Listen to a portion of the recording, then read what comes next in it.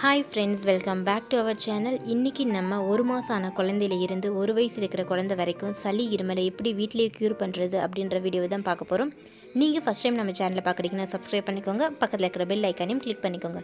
So that நான் எப்பப்போ videos போடுறேன்னா அப்பப்போ நோட்டிஃபிகேஷன் வரும். வாங்க வீடியோக்குள்ளே போகலாம்.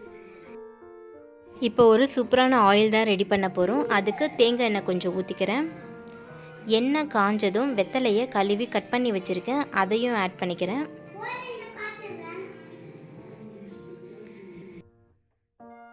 வெத்தலையோட கலர் சேஞ்ச் ஆகிற வரைக்கும் அப்படியே விட்டுருங்க.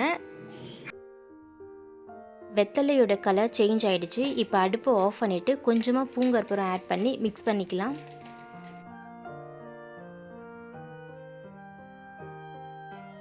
கற்பூரம் கரைஞ்சிருச்சு. இப்போ அந்த வெத்தலையை மட்டும் தனியாக எடுத்துடலாம்.